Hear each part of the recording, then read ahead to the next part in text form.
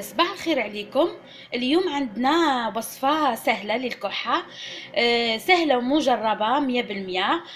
آه، هذه الوصفة رائعة جدا، وتنحي لك الكحة، وخاصة الأطفال الصغار. يعني لو كان الطفل ما يحبلكش يشرب لك ماء البصل او حوايج مرة، هذه راح تخليه يشرب لك هذا الخليط بكل حب. من ما يتكون هذا الخليط تاعنا؟ يتكون من حبة ليمون، ويتكون من حلوة الترك.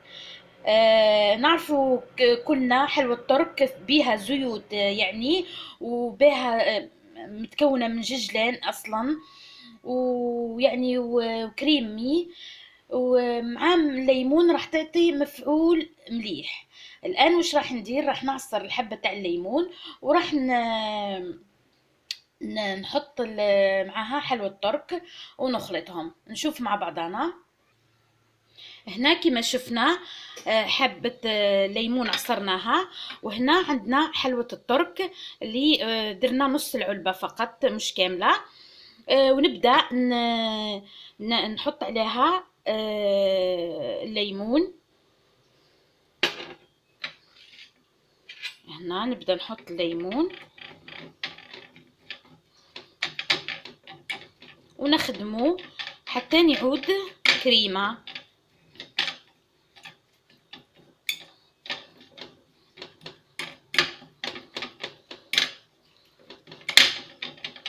جربوها، راح يعني تتساعد مليح هنا حتى تعود كريمة. ولو احتاجنا الليمون اكتر رايحين نضيف الليمون. صدقوني هي مجربة، وكانوا ناس يعانيوا من كحة يعني مزمنة، يعني ومش مزمنة يعني يعني بدرجة انها مزمنة اعوام، لا، يعني ما حبش تروح لهم مدة طويلة. لكن هذه الوصفة ملاحة. نزيد لها شوية تاع الليمون. راكم شفتوا نص علبة تاع حلوة الترك صغيرة هذيك، مع حبة ليمون يعني كامل.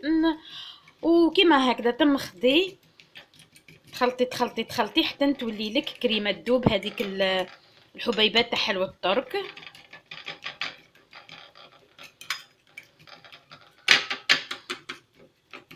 ها هي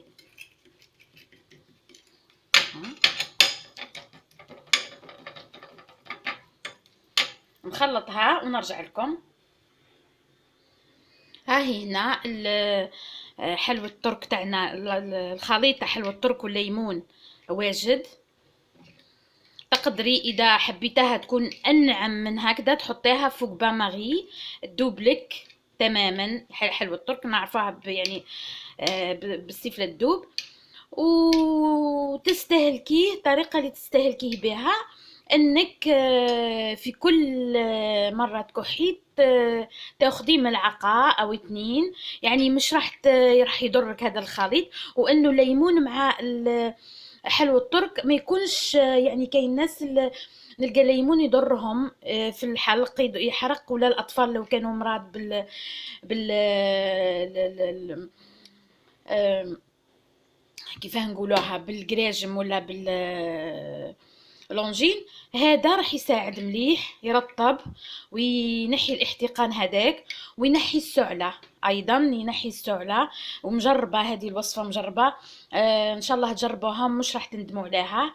وتعملوا كمية يعني كبيرة، وكل مرة تاكلوا هكذا مغرف، وان شاء الله بالشفاء العاجل.